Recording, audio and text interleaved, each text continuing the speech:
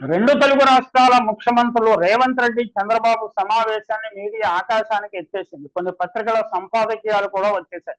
ఉమ్మడి రాష్ట్ర విభజన కోసం ఉద్యమాలు ప్రారంభమైనప్పటి నుంచి ఈ శ్రీరంగ నీతులు వింటూనే ఉన్నాం. రెండు రాష్ట్రాలుగా విభజన తర్వాత ముఖ్యమంత్రుల స్థాయిలో అనేక సమావేశాలు జరిగాయి. కమిటీల మీద కమిటీలు వేశారు. సమస్యలు పూర్తి స్థాయిలో పరిష్కారం కాలేదు. రాష్ట్ర విభజన తర్వాత 10 ఏళ్లైనా సమస్యలు పరిష్కారం కాలేదంటే విభజన చట్టం లోపభూయిష్టంగా అయినా ఉండాలి, కేంద్ర రాష్ట్ర ప్రభుత్వాలు చిత్తశుద్ధితో ప్రయత్నం చేయటం లేదని అయినా చెప్పాలి. ఈ నేపథ్యంలో ఇద్దరు ముఖ్యమంత్రులు కలిసి మూడంచెల పరిష్కార మార్గాన్ని కనుగొన్నట్లు మీడియా బాకాలు ఊదింది. హైదరాబాద్ తెలంగాణకు ఇవ్వటం వల్ల నష్టపోయిన విభజిత ఆంధ్రప్రదేశ్ కు ఇప్పటి వరకు న్యాయం జరగనే లేదు. 2014 నుంచి 19 వరకు తెలంగాణ ముఖ్యమంత్రి కేసీఆర్ కు, ఆంధ్రప్రదేశ్ ముఖ్యమంత్రి చంద్రబాబుకు ఉప్పు నిప్పుగా ఉండేది. తర్వాత వచ్చిన ముఖ్యమంత్రి జగన్మోహన్ రెడ్డి కేసీఆర్ ప్రభుత్వంలో సత్సంబంధాలే నెలకొల్పారు. అయినా విభజన సమస్యలు ఏవి పరిష్కారం కాలేదు. ఇప్పుడు రేవంత్ రెడ్డి, చంద్రబాబు ముఖ్యమంత్రులుగా ఉన్నారు. అయినా కనుచూపు మేరలో విభజన సమస్యల పరిష్కారం అనే సూచనలు కనిపించడం లేదు. మెడకేస్తే కాలికి, కాలికేస్తే మెడకు అన్న సందంగా రెండు రాష్ట్రాల ముఖ్యమంత్రులు వ్యవహరిస్తున్నారు. 2 గంటల పాటు ఇద్దరు ముఖ్యమంత్రులు సుహృద్భావ వాతావరణంలో చర్చలు జరపడమే పెద్ద ఘనకార్యంగా మీడియా ప్రచారం చేసింది. 2017లో ఆంధ్రప్రదేశ్ లో బాబు హయాంలో తెలంగాణకు విద్యుత్ సరఫరా ఆపేసింది. అందువల్ల ఛత్తీస్గఢ్ నుంచి అధిక ధర చెల్లించి తెలంగాణ ప్రభుత్వం విద్యుత్ కొనుగోలు చేయాల్సి వచ్చింది. అందువలన కేసీఆర్, చంద్రబాబు దేశంలో డర్టీయెస్ట్ పాలిటీషియన్ అని విమర్శించేవారు. ఆ వివాదం అలా ఉంచితే నిరంతరం రంకెలు వేసే పవన్ కళ్యాణ్ ఎందుకో ఇటీవలి కాలంలో మౌనంగా ఉంటున్నారు. ఆయన నిజ నిర్ధారణ సంఘం ఏర్పాటు చేసి ఆంధ్రప్రదేశ్ కు రావాల్సిన నిధుల గురించి కొంత స్పష్టత తీసుకువచ్చిన విషయం నిజమే. నవ్యాంధ్రకు కేంద్రం ఇవ్వాల్సింది కొండంతా ఇచ్చింది గోరంతా అని పవన్ కళ్యాణ్ నేతృత్వంలో ఏర్పడిన నిజ నిర్ధారణ సంఘం ఆ రోజుల్లో స్పష్టం చేసిన విషయం అందరికీ తెలిసింది. ప్రత్యేక హోదా, ప్యాకేజీ, రెవెన్యూ లోటు భర్తీ, విద్యా సంస్థలకు నిధులు, ఆస్తుల పంపిణీల ఏ అంశంలోనూ ఏపీకి తగిన న్యాయం జరగలేదనే విషయాన్ని నిజ నిర్ధారణ సంఘం స్పష్టంగా పేర్కొంది.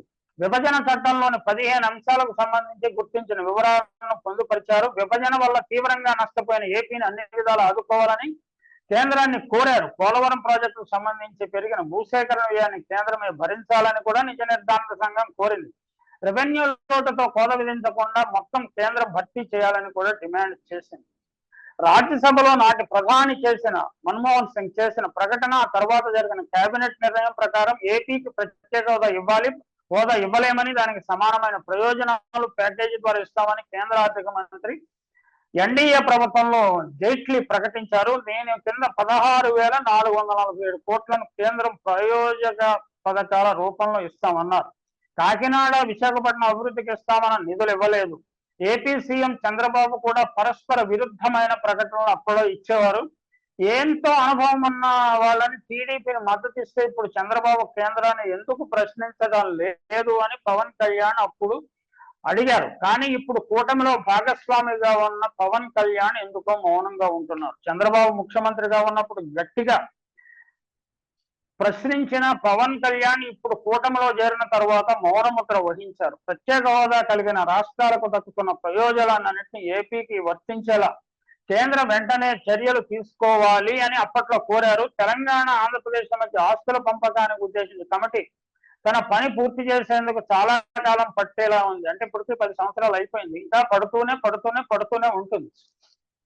దీనివల్ల ఏపీకి ఎంతో అన్యాయం జరుగుతుంది. అగ్రికల్చర్ రిడెంప్షన్, రైతు సాధికార సంస్థ, డిస్కాంలకు ఆర్థిక సహాయం, వృద్ధాప్య పింఛన్లతో కలిపి 2014-15 సంవత్సరంలో రాష్ట్రానికి మొత్తం 16,078 కోట్ల రెవెన్యూ లోటు ఎదుర్కొంది. రాష్ట్రంలో పడిన భారం మొత్తాన్ని కేంద్ర ప్రభుత్వం భరించాలని అప్పట్లో పవన్ కళ్యాణ్ కోరారు. ఇప్పుడు ఎందుకో మౌనముద్ర వహిస్తున్నారు. రాష్ట్రంలోని 7 వెనుకబడిన జిల్లాలకు బుందేల్ఖండ్ తరహా ప్యాకేజీ అమలు చేసి తీరాలని, కడపలో స్టీల్ ప్లాంట్ కు అనుకూలంగా మెటాన్ సంస్థ ఇచ్చిన నివేదికను కేంద్రం ఆమోదించాలని, దుగరాజపట్నం రేపు సాధ్యం కాదని నీతి ఆయోగ్ చెప్పింది. కేంద్రం సూచన మేరకు రాష్ట్రం ప్రత్యామ్నాయం తెలపాలని కోరారు. అది మంచి ఇనిషియేటివ్ తీసుకున్నారు. విశాఖ రైల్వే జోన్ ప్రకటించాలి, అప్పులకు జనాభా ప్రాతిపదికన నిర్ణయించినంత ఏపీకి నష్టపోతుందని కూడా పవన్ కళ్యాణ్ నిజ నిర్ధారణ సంఘం ఏర్పాటు చేసిన నిజ నిర్ధారణ సంఘం చెప్పింది. ఇప్పటికీ పరిస్థితుల్లో ఎటువంటి మార్పులు రాలేదు.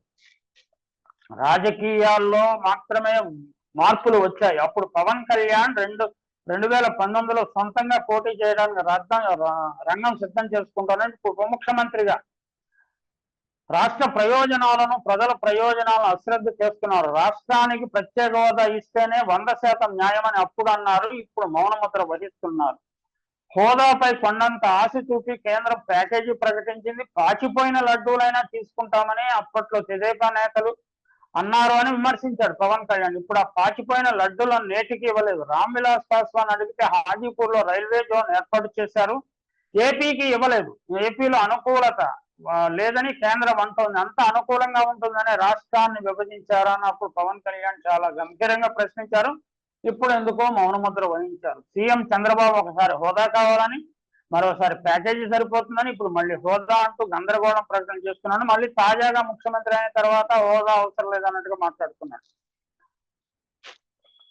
పోలవరం నిర్మాణ బాధ్యత రాష్ట్ర ప్రభుత్వం తీసుకోకుండా ఉండాల్సింది అని అప్పట్లో పవన్ కళ్యాణ్ నిజ నిర్ధారణ సంఘం సమయంలో చెప్పారు.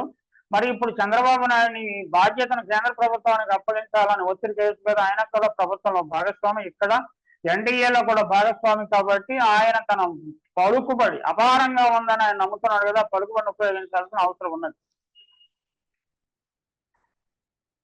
ఏపీ కింద అన్యాయం జరుగుతుంటే రాష్ట్ర ప్రభుత్వం 4 ఏళ్లుగా ఎందుకు మౌనంగా ఉంది? అడగటానికి భయం ఎందుకు? ఎవరు రాజకీయ డ్రామాలు ఆడద్దు. గతంలో కాంగ్రెస్ మాదిరి ఇప్పుడు కూడా కేంద్రం తప్పు చేస్తే ప్రజలు రోడ్ల మీదకి వస్తారు.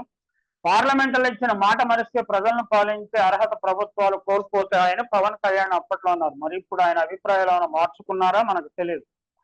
ఇప్పుడు వ్యూహాత్మక మౌనాన్ని ఆయన పాటిస్తున్నారు. కేంద్రంలో ఎన్డీఏ ప్రభుత్వం చంద్రబాబు మద్దతు మీద ఆధారపడి ఉన్న రాష్ట్రానికి రావాల్సిన అనేక అంశాల మీద మౌనంగానే ఉంటున్నారు.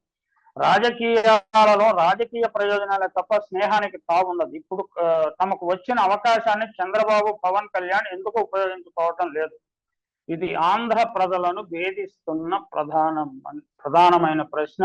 మౌనం వీడబోయి పవన్ బాబు అంటూ ప్రజలు పాటలు పాడే పరిస్థితి వచ్చింది.